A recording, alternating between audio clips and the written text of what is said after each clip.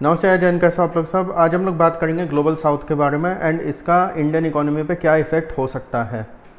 देखिए, ये जो दो शब्द हैं ना, ग्लोबल साउथ, ये ऐसे शब्द हैं जो इंडिया की इकोनॉमी को बहुत ज़्यादा आगे बढ़ा सकते हैं। इनफैक्ट जो 2047 का हम लोग का ड्रीम है कि हमें डेवलप्ड इकोनॉमी बनना है, हम ना केवल डेवलप्ड बन सकते हैं बल्कि इतना हो सकता है कि हम यूएस और चाइना से भी आगे निकल सकते हैं। हो सकता है आपको मेरी बातें मजाकिया लग रही हो या कुछ है, बट हाँ, ये चीज़ ज़रूर है कि अगर हमने ग्लोबल साउथ को अच्छी तरीके से कैपिटलाइज कर लिया तो कहीं ना कहीं आप मान के चलो कि हमारी इकॉनमी बहुत ज़्यादा आगे निकल जाएगी एंड हम लोग बहुत आराम से यूएस एंड चाइना को भी बीट कर सकते हैं इन फ्यूचर। अब बात आती है कि ग्लोबल साउथ में क्या क्या चीज़ आती हैं। पहले तो ग्लोबल साउथ में देखिए पूरा सदर्न हेमिस्फेयर आता है। अब सदर्न हेमिस्फेयर में साउथ अमेरिका हो गया, आपका अफ्रीका हो गया, इसके अलावा साउथ ईस्ट एशिया हो गया, ऑस्ट्रेलिया वाला कॉन्टिनेंट हो गया एंड कुछ कुछ पैसिफिक आइलैंड्स वगैरह हो गए।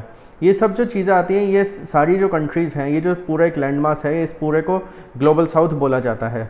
ये ग्लोबल साउथ का जो टर्म है, ये मोदी जी ने G20 के टाइम पे कॉइन किया था एंड ये वाला जो एक टर्म था, इसमें ये बात बोली गई थी कि ग्लोबल साउथ को हमें एक बहुत ज़्यादा अच्छी एक स्टैचर देना है, एक बहुत इंपॉर्टेंस देनी है ऑन वर्ल्ड स्टेज एंड उनकी एक वो होना चाहिए, उनका एक मतलब उनका एक वर्ड होना चाहिए when it comes to international politics. तभी G20 में अफ्रीकन यूनियन को एज अ पार्टनर इंक्लूड किया गया था।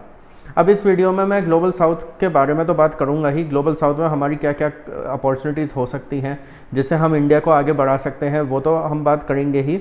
इसके अलावा हम ये भी बात करेंगे कौन कौन सी ऐसी इंडस्ट्रीज़ हैं जो हमें इन सब चीज़ों को करने में हेल्प कर सकती है, कौन से ऐसे एक्सपोर्ट्स हैं, कौन से ऐसे ट्रेडिंग आइटम्स हैं जिसको हम लोग ट्रेड करके इंडिया को एक अच्छी इकॉनमी बना सकते हैं। देखिए, सबसे पहले तो मैं एक चीज़ क्लियर आउट कर दूँ, अगर आप में से कोई इंसान ऐसा है जो अभी 2025 में भी ये चीज़ सोच रहा है कि इंडिया का ग्रोथ होना या फिर मान लीजिए यूएस एंड चाइना को सरपास करना बहुत ज़्यादा मुश्किल है, इंडिया के बस की नहीं है या कुछ भी है, तो ये वीडियो छोड़ दीजिए क्योंकि वीडियो आप लोग के लिए नहीं है। क्योंकि मैं जो वीडियोस बनाता हूँ वो ऑप्टिमिस्टिक लोगों के लिए होता है, पेसिमिस्टिक लोगों के लिए नहीं होता है एंड कोई भी देश जो है वो पेसिमिज्म से आगे नहीं बढ़ सकता है। ऑप्टिमिस्टिक अगर आपकी सोच रहेगी तो इंडिया को भी हम यूएस की तरह या चाइना की तरह हम बना सकते हैं when it comes to economics. अब बात आती है कि ग्लोबल साउथ में हमारी क्या क्या अपॉर्चुनिटीज़ हैं, तो मैं वन बाय वन डिस्कस करना स्टार्ट करूँगा। सबसे पहले मैं उन इंडस्ट्रीज़ के बारे में बात करूँगा जो हम लोग को हेल्प कर सकते हैं ग्लोबल साउथ में घुसने के लिए। देखिए, अभी तक हम लोग जो ग्लोबल साउथ को जो एक्सपोर्ट कर रहे हैं उसमें कुछ वेजिटेबल्स आ जाते हैं, फ्रूट्स आ जाते हैं, टेक्सटाइल्स आ जाती हैं, फिर कुछ कुछ जो है डिफेंस आइटम्स भी आते हैं, फिर रेलवे के इक्विपमेंट आते हैं, बहुत सारी अलग अलग चीज़ें होती हैं, फिर दवाइयाँ आती हैं। फार्मा के हम लोग बहुत अच्छे एक मैन्युफैक्चरर हैं, तो हमारी बहुत सारी दवाइयाँ साउथ अमेरिका, अफ्रीका वगैरह, साउथ ईस्ट एशिया में जाती हैं, तो वो एक अपॉर्चुनिटी है। इसके अलावा और भी बहुत अलग अलग छोटी बड़ी चीज़ें हैं, टॉयज़ वगैरह हैं। टॉयज़ वगैरह का तो अभी शुरू हुआ है थोड़ा थोड़ा करके, क्योंकि अभी क्या है, अफ्रीका को तो ज़्यादातर चाइना ने वो कर रखा है, चाइना इन साउथ मतलब अफ्रीका को, साउथ अमेरिका को, साउथ ईस्ट एशिया में बहुत सारी जगह भी चाइना का दबदबा है। बट ऐसा नहीं है कि चाइना का दबदबा है तो हम लोग नहीं घुस सकते हैं। There is always a place for another player वाली बात है।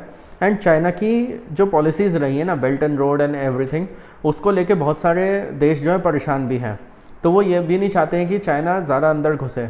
दूसरा क्या है, चाइना की जो सर्वेलेंस वाली जो टेक्टिक्स होती है ना, जैसे एक मैंने बहुत टाइम पहले एक वीडियो बनाया था एक बुक के ऊपर, डिजिटल सिल्क रोड, कि कैसे चाइना अपनी 5G equipment through Huawei and ZTE Africa में, साउथ अमेरिका में या और छोटे छोटे देशों में लगा रहा है एंड अपनी फाइबर लाइंस वगैरह बिछा रहे हैं, फिर कैसे वो डेटा की सर्वेलेंस वगैरह करेगा। तो चाइना की सर्वेलेंस हो गई, चाइना की दखलंदाजी हो गई इन देयर लोकल पॉलिटिक्स, इन सब को लेके वो परेशान है। इंडिया एक ऐसा प्लेयर है जो कि एक न्यूट्रल प्लेयर है। इंडिया की रशिया से भी रहती है, चाइना से भी रहती है, यूएस से भी रहती है, तो इंडिया जो है वो एक बहुत ही एक न्यूट्रल पावर है एंड जितने भी ये देश हैं इन सबको इंडिया से डील करने में ज़्यादा कोई प्रॉब्लम नहीं होगी, क्योंकि हमें क्या है, हमारी ये सोच होती है कि हमें डिप्लोमेसी करनी है, बट नॉट मतलब हमें कोई उसमें इन्वॉल्व नहीं होना कि हम तुम्हारी डोमेस्टिक पॉलिटिक्स में इन्वॉल्व होंगे या कुछ है जैसे चाइना करता है। हमारे को ऐसे इंटेंशंस नहीं होते, या हमारे ऐसे इंटेंशंस नहीं होते कि हमें और देशों में लड़ाई करवानी है ताकि हम अपने हथियार बेचें, जैसे यूएस करता है या फिर जैसे और वेस्टर्न पावर्स वगैरह जो करती हैं, तो हमारे कोई ऐसे इंटेंशंस है नहीं। तो ये जो चीज़ें ये अफ्रीका, साउथ अमेरिका और ये जो सारे देश हैं ना, ये बहुत अच्छी तरीके से समझते हैं, तो इसलिए हमारे पास बहुत एम्पल अपॉर्चुनिटीज़ हैं, हम एक ट्रस्टवर्दी पार्टनर बन सकते हैं when it comes to the global south. अब आते हैं वन बाय वन उन सारी इंडस्ट्रीज़ पे जिसमें हम लोग को ऑल आउट मतलब अटैक कर देना चाहिए, all out attack in the sense कि बिल्कुल हमें घुस जाना चाहिए इन सब देशों में अपने इन प्रोडक्ट्स वगैरह को लेके, इन इंडस्ट्रीज़ के साथ, ताकि हम ज़्यादा से ज़्यादा अपना ट्रेड बढ़ा सकें, अपनी डिप्लोमेसी बढ़ा सकते हैं, एंड हमारी जो लोकल इंडिया की पॉलिटिक्स है उसको भी हम इम्प्रूव कर सकें। एक चीज़ मैं आपको बता दूं कि जो इंडस्ट्रीज़ के बारे में मैं बात करूंगा उन सब की मैन्युफैक्चरिंग जब इंडिया में होके इन सब देशों में जाएगी तो यहाँ पे कितनी जॉब अपॉर्चुनिटीज़ क्रिएट होंगी वो आप खुद सोच सकते हो। उसके बारे में भी नो डाउट हम लोग बात करेंगे, बट ये है कि ये हमारी लोकल पॉलिटिक्स के लिए, लोकल हमारी पर कैपिटा इनकम बढ़ाने के लिए हमें एक बहुत डेवलप्ड इकोनॉमी एंड बहुत बड़ी इकोनॉमी बनाने में भी मदद करेगी। पहली इंडस्ट्री होगी जिसके बारे में बात करूँगा वो है रेलवेज़। अब रेलवेज़ मैंने क्यों उठाया, क्योंकि वैसे तो आप कह सकते हो कि भाई टेक्सटाइल्स हमें देखना चाहिए, टॉयज़ हमें देखने चाहिए, वो लो टिकट आइटम है, रेलवेज़ वगैरह में तो करोड़ों का इन्वेस्टमेंट होता है एंड ऑल दैट। रेलवेज़ मैंने इस वजह से उठाया क्योंकि रेलवेज़ एक ऐसी चीज़ है जिसमें अब हम धीरे धीरे मेक इन इंडिया बहुत ज़्यादा आगे लेके जा रहे हैं। आज की डेट में, जैसे मैं तो शेयर मार्केट का आदमी हूँ तो आप लोग को बताऊँ, जैसे RVNL हो गया, एयरकॉन इंटरनेशनल हो गया, IRFC हो गई, या फिर ये राइट्स हो गई, या टीटागढ़ रेलवे सिस्टम्स हो गई, जुपिटर वैगन्स हो गई, ये जो इतनी सारी हमारी कंपनीज़ हैं, ये आज की डेट में इतने सारे हज़ारों वैगन्स बनाना, मतलब 500 हज़ार लोकोमोटिव्स बनाना साल के, सीमेंस वगैरह, ये सब इतना बढ़िया काम कर रहे हैं। एंड हम लोग 5000, 6000, 7000, 9000 हॉर्स पावर के लोकोमोटिव्स वगैरह आजकल बना रहे हैं। ये जो सारे प्रोडक्ट्स हैं ना, ये सारी चीज़ें अफ्रीका में, साउथ अमेरिका में बहुत आराम से जा सकती हैं। आज से 2-3 साल पहले की बात है, मोज़ाम्बिक में हमारे एक लोकोमोटिव गया था जहाँ में हमारे जो फॉरेन मिनिस्टर है जयशंकर जी, उन्होंने भी यात्रा करी थी एंड उन्होंने कहा था कि ये एक ऐसी ट्रेन में मैं यात्रा कर रहा हूँ जिसका जो लोकोमोटिव है वो इंडिया से एक्सपोर्ट होकर आया है इधर। तो बहुत सारी ऐसी अपॉर्चुनिटीज़ हैं when it comes to railways. And जो ये एक कॉरिडोर जो बन रहा है, जो इसराइल के साथ जो मिडिल ईस्ट वाला जो कॉरिडोर बन रहा है, ये तो मिडिल ईस्ट वगैरह होते हुए यूरोप होते हुए जाएगा। इसमें तो हमारा फोकस ज़्यादातर जो है, जो वेस्टर्न कंट्रीज़ है, जो नॉर्दर्न हेमिस्फीयर है, जो यूरोप है, उस पर रहेगा।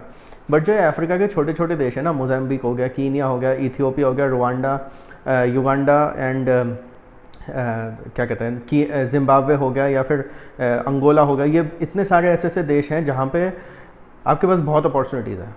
एंड अंगोला, अल्जीरिया तो ऐसे देश हैं जहाँ पे तेल भी बहुत है। तो इसके अलावा और भी अलग अलग कंट्रीज़ हैं जहाँ पे तेल है, आइवरी कोस्ट है, घाना है, इन सब जगह कोको प्लांटेशन है। तो हम लोग के बहुत अच्छे ट्रेड रिलेशनशिप्स बन सकते हैं। नाइजीरिया के साथ हमारा अच्छा खासा ट्रेड है। इसके अलावा और भी बहुत सारे छोटे बड़े देश हैं। मॉरिशस के साथ तो अलग ही रिश्ता है हमारा। मॉरिशस भी अफ्रीका का ही पार्ट है, बट मॉरिशस में क्या है कि मॉरिशस एक बहुत छोटा देश है, उसके साथ हमारे जो रिलेशन है ऑलरेडी बहुत अच्छे हैं, बहुत अच्छा ट्रेड है। हमारे इंडिया से ही सारा टेक्सटाइल जाता है वहाँ पे। इसके अलावा टूरिज़्म है, वो भी बहुत अच्छा कनेक्शन है। बट हमारा जो फोकस है वो ये जो बहुत बड़ी बड़ी जो कंट्रीज़ हैं, रुवांडा हो गई, तंजानिया हो गई, युगांडा हो गई, इथियोपिया हो गई, एंड जो ग्रोइंग पावर्स हैं उन पे हमारा फोकस है। देखिए, मैं आपको एक चीज़ और क्लियर आउट कर दूँ, बहुत सारे ऐसे देश हैं अफ्रीकन कॉन्टिनेंट में, जैसे 54 कंट्रीज़ हैं अफ्रीका में। इनमें से आप मान के चलिए 20 या 25 कंट्रीज़ ऐसी हैं जहां आप कुछ नहीं कर पाओगे because of their political situation, या बिकॉज ऑफ वहाँ पे lack of any interest of the government.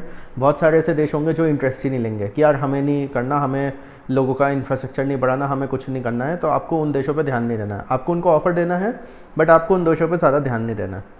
अब जहाँ तक बात आती है और सारे देशों की जो तैयार हैं, चाहे वो अफ्रीका में हो, चाहे साउथ अमेरिका के देश हो, अर्जेंटीना हो गया, ब्राज़ील हो गया, चिले हो गया, या साउथ ईस्ट एशिया के हो गए, या जैसे सेंट्रल अमेरिका के देश हो गए, कोलंबिया हो गया, और ये पैनामा हो गया, इन सब जगह क्या है ना, रिक्वायरमेंट्स बहुत छोटी छोटी हैं।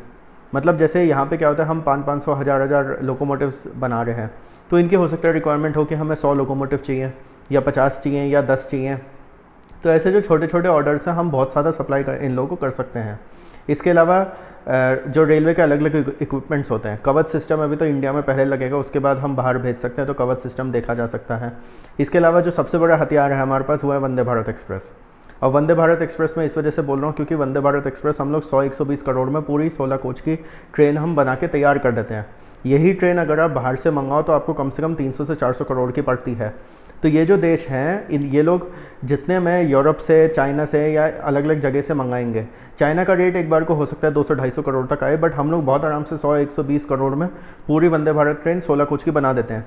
एंड हम लोग के ट्रैक्स भले ही अपग्रेड ना हुए हों, बट हम लोगों ने 180 से लेकर 200 तक के ट्रायल्स हम लोग कर चुके हैं। एंड इनमें से कुछ कुछ कंट्रीज़ ऐसी हैं जहाँ पे ये अपॉर्चुनिटीज़ हैं कि नई ट्रैक्स जो बनाई जाएंगी वो 200 किलोमीटर पर आवर की बनाई जा सकती हैं। एंड वो नहीं भी अगर होता है तो 100 किलोमीटर 110 120 पे चलने वाली ट्रेन तो उनको चाहिए ही। बहुत सारे ऐसे देश हैं जहाँ पे रेलवे सिस्टम बहुत ख़राब है, या उनको रेलवे सिस्टम डेवलप करना है, या उनको बस ये है कि हमारा हार्डली 2-3 हज़ार किलोमीटर का रेलवे सिस्टम है, हमें उसके लिए 15-20 ट्रेनें चाहिए या कुछ है। तो हम लोग की कंपनीज़ को घुस जाना चाहिए वहाँ पे। ICF चेन्नई हो गई, या फिर हमारे और जो प्लांट्स हो गए, लातूर में एक प्लांट खुल गया है, कपूरथला में ट्रेन बन रही है, बहुत सारे ऐसे प्लांट्स हैं। फिर बनारस में एक लोकोमोटिव फैक्ट्री है, कोच फैक्ट्री है, रायबरेली में बहुत सारे ऐसे हमारे कारखाने हैं जहाँ पे जॉब्स भी क्रिएट होंगी। एंड इन सब कंट्रीज़ की रिक्वायरमेंट भी फुलफिल हो जाएगी।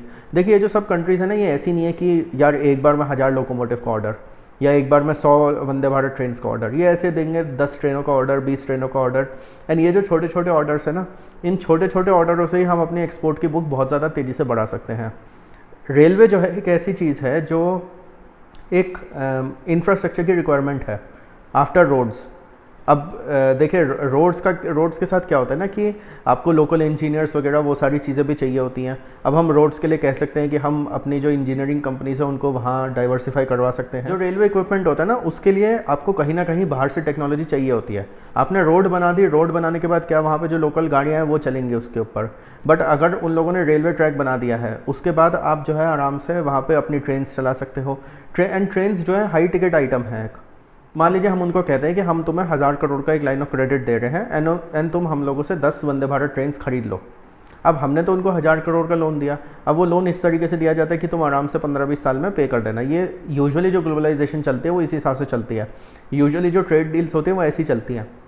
अभी जितने भी इंडिया में प्रोजेक्ट्स बन रहे हैं, बुलेट ट्रेन हो, DFC हो, जो भी हो, इसमें बहुत सारे प्रोजेक्ट्स में आपने देखा होगा कि जापानीज़ पैसा लगा हुआ होता है कि 0.1% इंटरेस्ट पे 50 साल का लोन ये है वो है। ये इस तरीके से गवर्नमेंट टू गवर्नमेंट डील्स होती हैं। बट इससे सबसे बड़ा फ़ायदा क्या होता है कि मान लीजिए आपने एक 1000 करोड़ का लाइन ऑफ क्रेडिट दिया। अब वो जो 1000 करोड़ का आपने क्रेडिट दिया है ना, आपके बुक्स में तो क्रेडिट है, बट 1000 करोड़ रुपए की जॉब्स क्रिएट हो गई हैं आपके देश में। अब 1000 करोड़ की जो जॉब्स क्रिएट हुए आपके देश में, वो 1000 करोड़ के जितने भी एम्प्लॉयज़ आए हैं वो सब GST पे करेंगे, टैक्स पे करेंगे, उन सब के घर चलेंगे। तो वो कहीं ना कहीं जो है एक मतलब एक बहुत अच्छा इफेक्ट हो जाता है, जिससे पैसा आपके पास घूम के वापस ही आ जाता है। आपको वहाँ से इंटरेस्ट तो मिलेगा ही।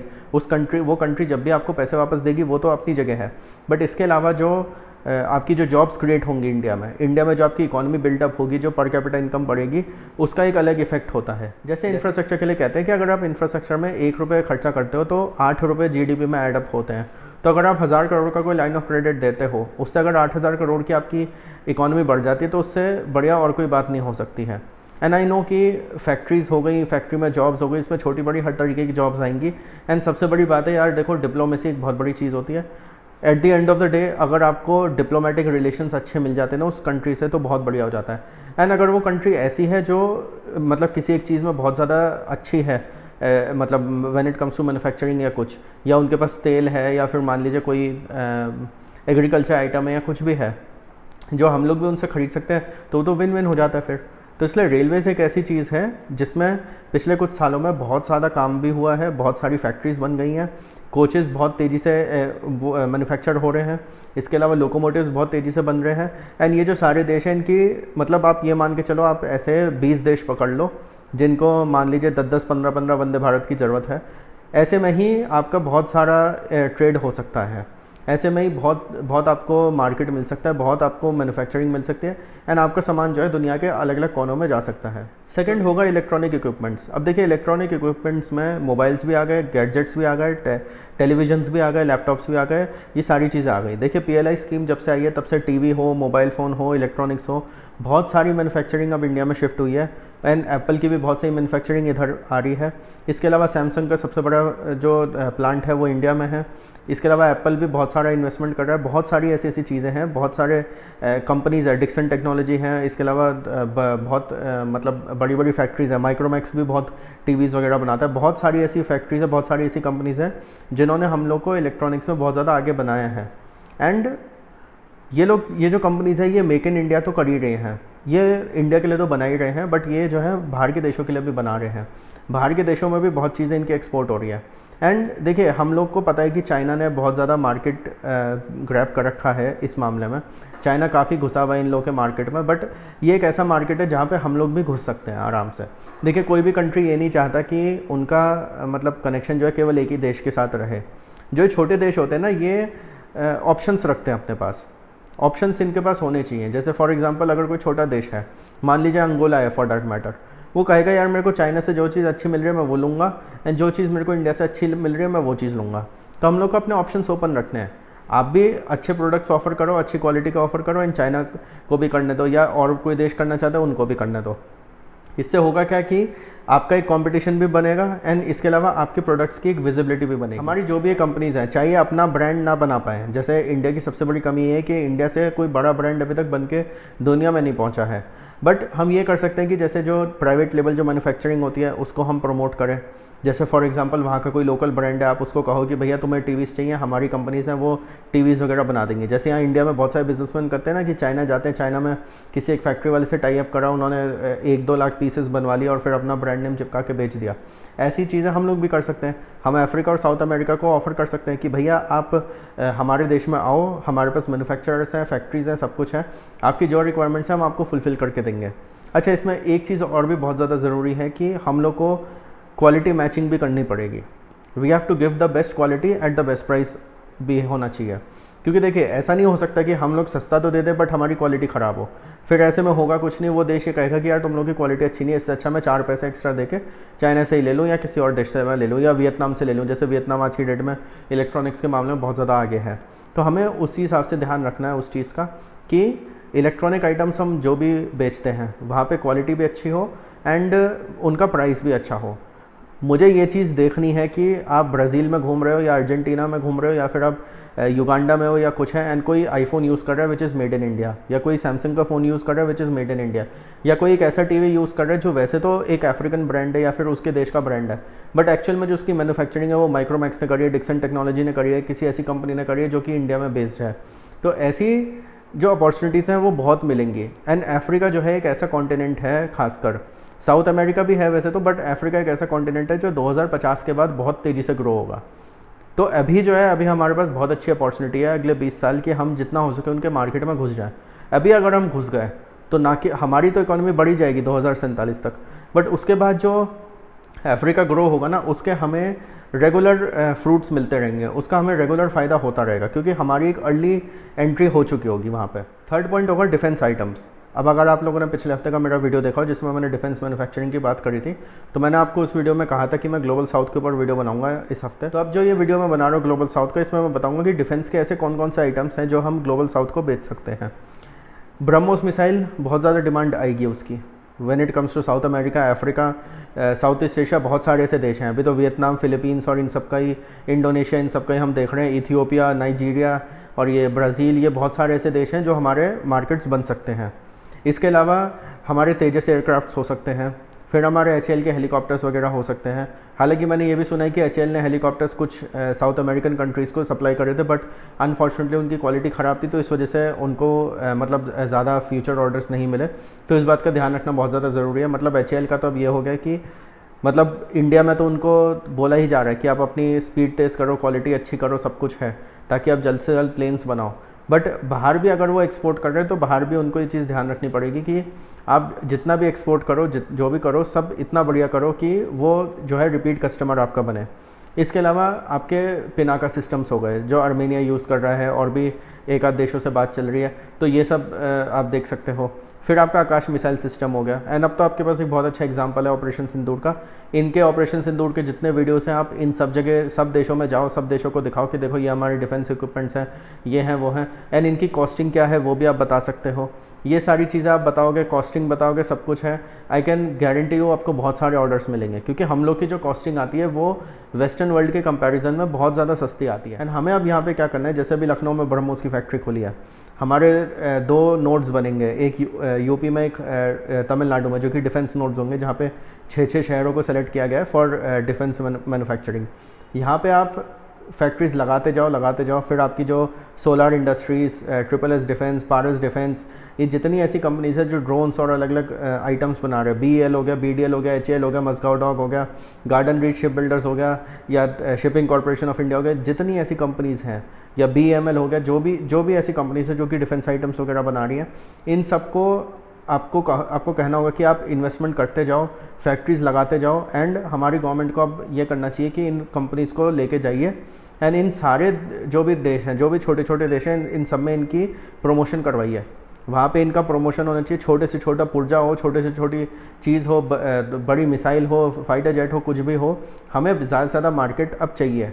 जितना ज़्यादा हम पुश करेंगे, जितना ज़्यादा हम अपने आइटम्स प्रमोट करेंगे, उतना हम लोग को फ़ायदा होगा। एंड इसमें अगेन वही बात आती है कि यहाँ पे आपको ये टारगेट नहीं करना है कि ये देश मुझसे 100 तेजस ले ले, या ये देश मुझसे मतलब $1 बिलियन की डील कर ले ब्रह्मोस मिसाइल की या कुछ है।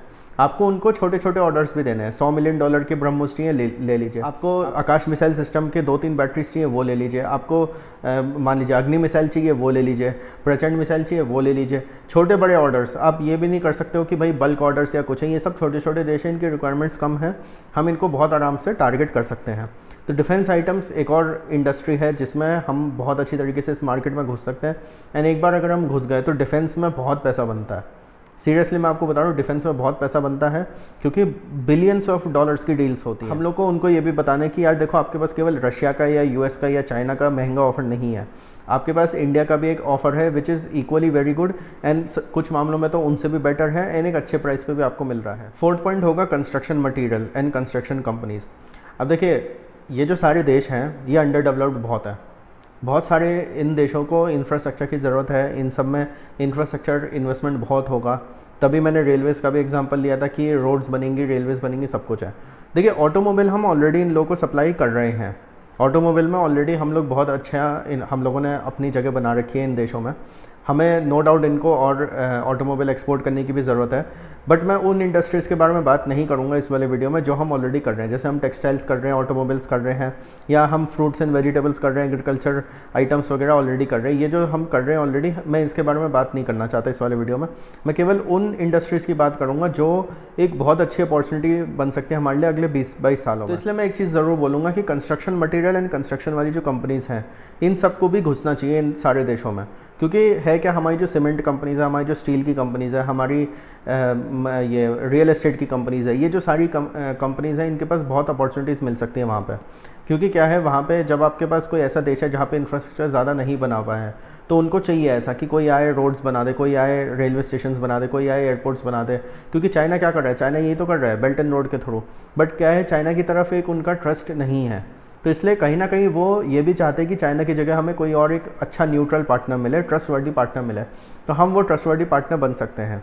इसलिए हमारी जो भी बड़ी कंपनीज़ हैं, whether it is Adani engineering, whether it is Tatas, whether it is Birlas, whether it is Shobha developers, या फिर जितनी रियल एस्टेट की कंपनीज़ हो गई, या जितनी हमारी जो इंफ्रास्ट्रक्चर की जो कंपनीज़ होती हैं, बहुत सारी हैं हमारे पास इंफ्रास्ट्रक्चर की कंपनीज़।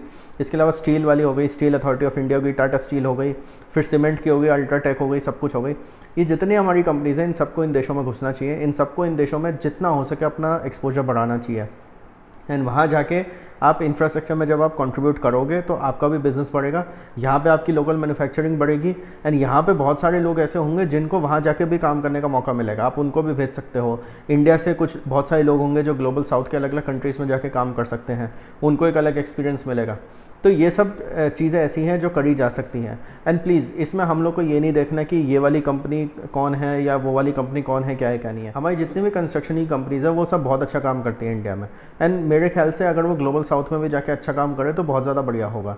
आई नो कि इंडिया का इंफ्रास्ट्रक्चर में भी बहुत सारी चेंजेस करने ज़रूरी है, इंडिया में भी बहुत ज़्यादा काम है, बट हमें साइड बाय साइड वहाँ पे भी काम लेना है। क्योंकि देखिए, आप ये बात मान के चलिए, बहुत सारे ऐसे अपॉर्चुनिटीज़ भी हमें ग्रैब करनी है जिससे मतलब हमारे भी कुछ लोग ऐसे हों जो यहाँ से वहाँ शिफ्ट होकर वहाँ पे काम भी करें। क्योंकि जो ये कंपनीज़ हैं, अगर ये वहाँ जाके काम करते हैं तो यहाँ से ऑफिशियल्स जाएंगे, यहाँ से कॉन्ट्रैक्टर्स जाएंगे, यहाँ से अलग अलग मतलब कंस्ट्रक्शन वर्कर्स भी जाएंगे, वो भी सारी चीज़ होंगी। इसके अलावा जो लोकल इकॉनमी है वहाँ की, उनकी भी ग्रोथ होगी, तो हमारी भी लोकल इकॉनमी बढ़ेगी, उनकी भी बढ़ेगी, एंड फिर उनका इंफ्रास्ट्रक्चर में इन्वेस्टमेंट होगा तो हमारे लिए और बिज़नेस अपॉर्चुनिटीज़ वगैरह बढ़ेंगी। तो ये एक मतलब बहुत अच्छी एक इंडस्ट्री है जो कि हम लोग को, आई नो कि बहुत सारी कंपनीज़ हैं कंस्ट्रक्शन वाली जो ऑलरेडी वहाँ पे काम कर रही हैं, बट इसको ज़्यादा से ज़्यादा बढ़ाने की अब ज़रूरत है, क्योंकि जितना आप कंस्ट्रक्शन में घुस जाओगे वहाँ पे उतना आपका फ़ायदा होगा। क्योंकि जो ये देश है, जैसे मैंने आपको बताया कि इंफ्रास्ट्रक्चर इन लोग के इतना अच्छा नहीं है, तो इनको बहुत ज़्यादा ज़रूरी हो जाता है कि इंफ्रास्ट्रक्चर की कंपनीज आएँ, हमारे लिए अच्छी अच्छी चीज़ें बनाएं। फिफ्थ पॉइंट होगा आईटी सर्विसेज। अब देखिए आईटी सर्विसेज जो है उसमें हम लोग ऑलरेडी बहुत ज़्यादा आगे हैं, बहुत सारी चीज़ें हम लोग करते हैं, बहुत सारा बैक एंड ऑपरेशंस हम लोग करते हैं, हमारी सर्विस प्रोवाइडिंग एजेंसीज़ वगैरह हैं, आईटी कंपनीज़ हैं, बहुत सारी चीज़ें हैं, बीपीओज़ हैं, केपीओज़ हैं, एंड मतलब आउटसोर्सिंग है, बहुत सारी ऐसी चीज़ें जो हम लोग यहाँ पे करते हैं।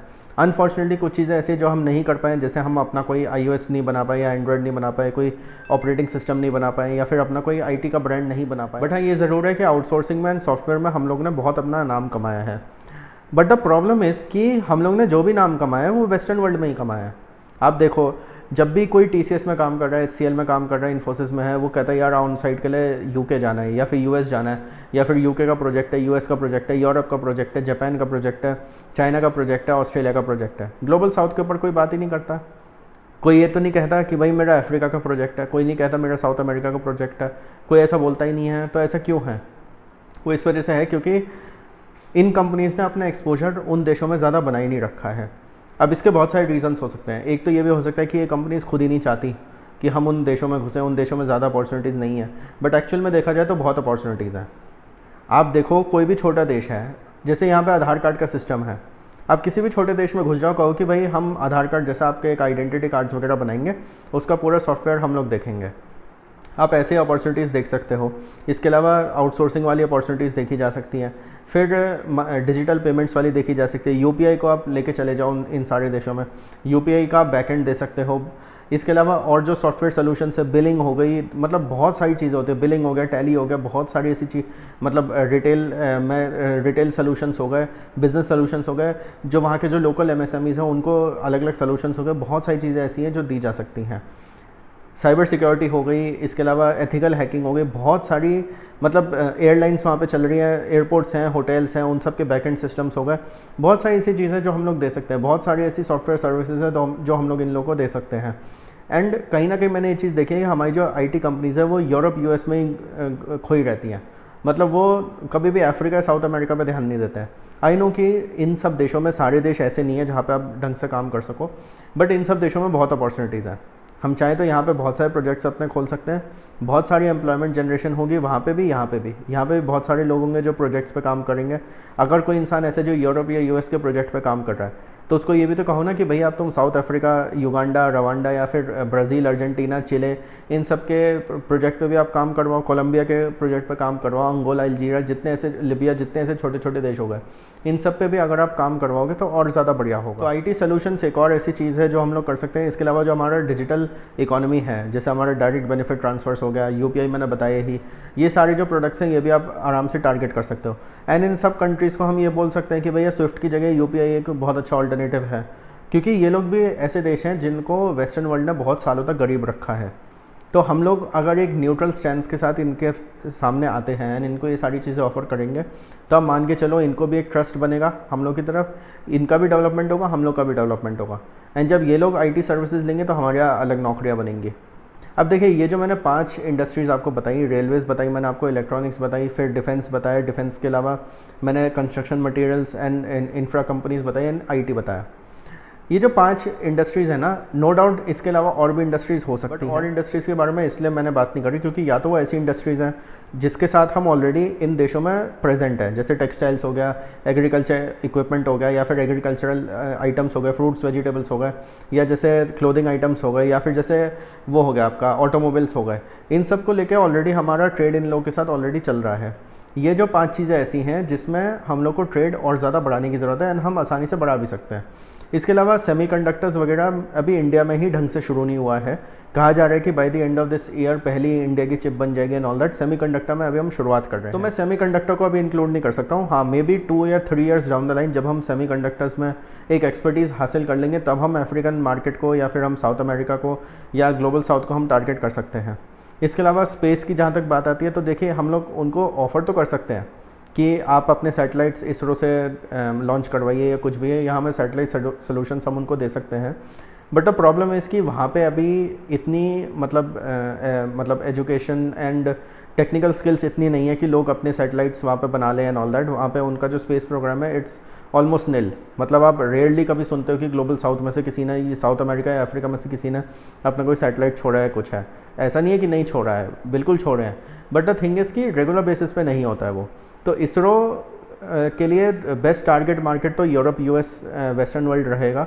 ग्लोबल साउथ अभी नहीं रहेगा, मे भी हो सकता है 4 to 5 years down the line जब ग्लोबल साउथ का भी इंटरेस्ट बढ़े स्पेस में, तब एक टारगेट मार्केट हो सकता है इसरो, बट अभी फ़िलहाल नहीं है। इसके अलावा ट्रैवल एंड टूरिज़्म है, बट ट्रैवल एंड टूरिज़्म से पहले उन देशों का इंफ्रास्ट्रक्चर करना ज़रूरी है, इसलिए मैंने कंस्ट्रक्शन मटेरियल्स और इंफ्रा कंपनीज़ की मैंने बात करी है।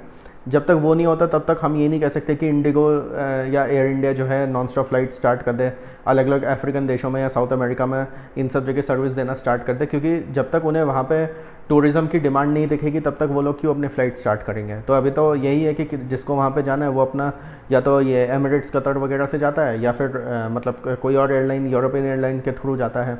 तो ट्रैवल एंड टूरिज़्म भी हम ज़्यादा अभी वो नहीं कर सकते हैं। इसके अलावा और जो है एयरक्राफ्ट मैन्युफैक्चरिंग, अभी इंडिया ढंग से करता ही नहीं है। एयरक्राफ्ट मैन्युफैक्चरिंग हम अभी मिलिट्री एयरक्राफ्ट ही ढंग से नहीं बना पा रहे हैं। तेजस जो है, जो बहुत ज़्यादा डिले हो जाता है, और उस लीग में तो अभी हम है ही नहीं कि हम एयरबस, बोइंग तक हम जाएं, क्योंकि अभी चाइना ही नहीं पहुंचा। चाइना का भी जो कॉमैक है वो अभी उतना पॉपुलर ही नहीं हो पाया कि वो एयरबस और बोइंग को टक्कर दे।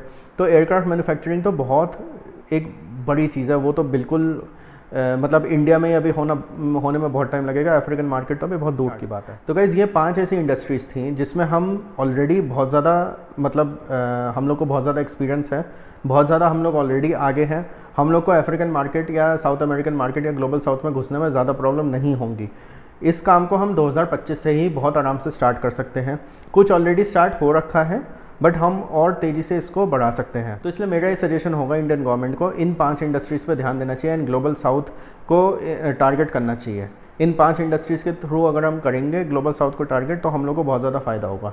एंड जो हमारी इंटरनल इकोनॉमिक्स बढ़ेगी, जो हमारी इकोनॉमी बढ़ेगी, जो हमारा ट्रेड बढ़ेगा, वो अलग है। उसकी मतलब आप कल्पना भी नहीं कर सकते हो वो कितना ज़्यादा तेज़ी से बढ़ेगा। आपके जितने डिफेंस ऑर्डर्स आएंगे, जितने आपके एक्सपोर्ट ऑर्डर्स आएंगे, जितने आपके रेलवे के ऑर्डर्स आएंगे, उतनी आपकी मतलब लेबर की रिक्वायरमेंट बढ़ेगी, उतनी आपकी एम्प्लॉयमेंट जनरेशन बनेगी, उतना आपका देश भी डेवलप होगा। तो गाइज़ ये था मेरा वीडियो ग्लोबल साउथ के ऊपर। मैंने आपको बताने की कोशिश करी कि क्या इंपॉर्टेंस है ग्लोबल साउथ की एंड कैसे ये हम लोग को एक डेवलप्ड इकॉनमी बनाने में मदद कर सकती है बाय 2047। आप लोग का इस वीडियो के बारे में कुछ कहना हो प्लीज़ कमेंट्स में ज़रूर बताना। कोई और ऐसी इंडस्ट्री जो मैंने इस वीडियो में कवर नहीं करी है, जो आपको लगता है कि इंक्लूड करी जा सकती है, वो भी ज़रूर बताना। मेरे इस वीडियो के बारे में आपके क्या सजेशंस है वो भी ज़रूर बताना। कोई बात अच्छी लगी हो, बुरी लगी हो, वो भी ज़रूर बताना। Like this video, share with all your friends. Thank you for watching the video.